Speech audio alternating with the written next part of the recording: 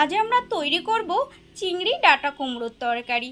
চলুন দেখা যাক কিভাবে তৈরি করছি এই টেস্টি রেসিপিটি। নিয়ে নিয়েছি আলু, ডাঁটা, রাঙা আলু আর কুমড়ো। চলুন দেখা যাক কিভাবে তৈরি করছি। আমরা একটি মশলা তৈরি করে নেব। তার জন্য প্রথমে দেব 1 চামচ সাদা সর্ষে। সর্ষে যেন তেতো না হয় তার জন্য দেব সামান্য নুন, সামান্য হলুদ আর দেব কিছু কাঁচা লঙ্কা। একটু জল দিয়ে এটাকে পেস্ট করে আনবো। ওভেনে একটি কড়াই বসিয়ে দিয়েছি। কড়াই গরম হয়ে গেছে। দিয়ে দেব তেল।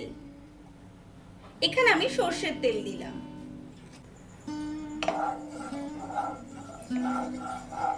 তেল গরম হয়ে গেছে। এখন দিয়ে দেব কিছু চিংড়ি।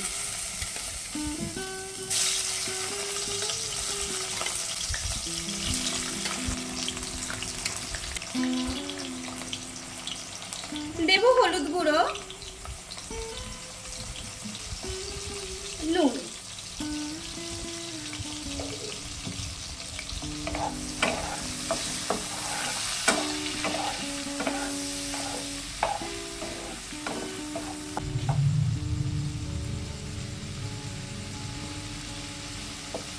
চিংড়িগুলোকে লাল করে ভেজে নিয়েছি। এখন আমাদের কেটে রাখা সবজিগুলো দিয়ে দেব।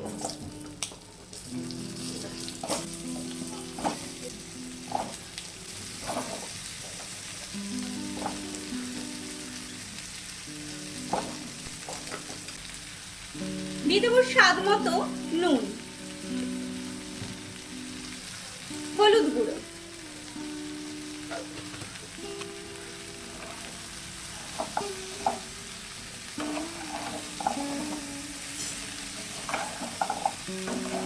ভালো করে মিশিয়ে নেব।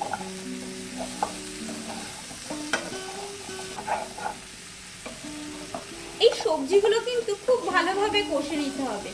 সবজিগুলো যত ভালো কষানো হবে তত রান্নার টেস্ট হবে। একটু হাতে সময় নিয়ে সবজিগুলো আমরা ভেজে নেব।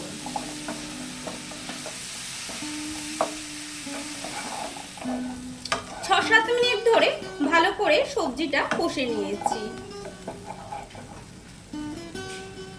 এখন দিয়ে দেব লঙ্কা আর সর্ষের পেস্ট।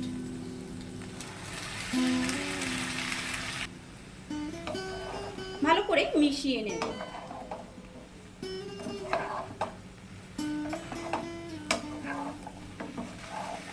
সর্ষে দিয়ে বেশি কষাবো না, 1 মিনিট মতো মিশিয়ে নেব।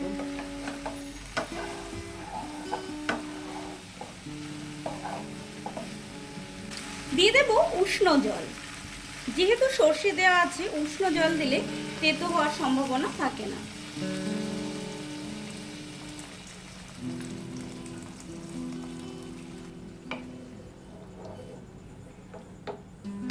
আমরা ঢেকে দেব না, এইভাবেই সেদ্ধ হতে দেব।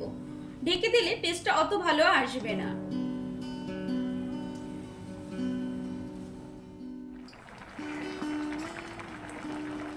ডাঁটা, কুমড়ো সব সবজিগুলো খুব ভালোভাবে সেদ্ধ হয়ে গেছে। এবার এটিকে একটি পাত্রে নামিয়ে নেব। দিয়ে দেব সর্ষের তেল।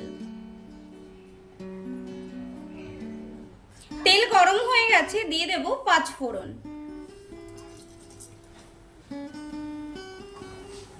ফোড়ন থেকে সুন্দর গন্ধ বেরিয়ে এসেছে। এখন তরকারিটি ঢেলে দেব।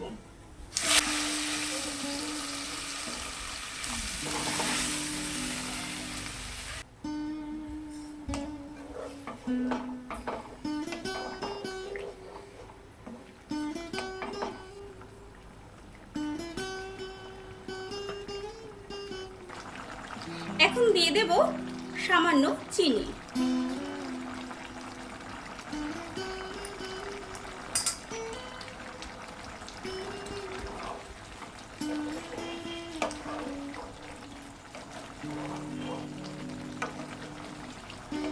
আমাদের রান্নাটি একদম রেডি। এবার এটিকে নামিয়ে নেব।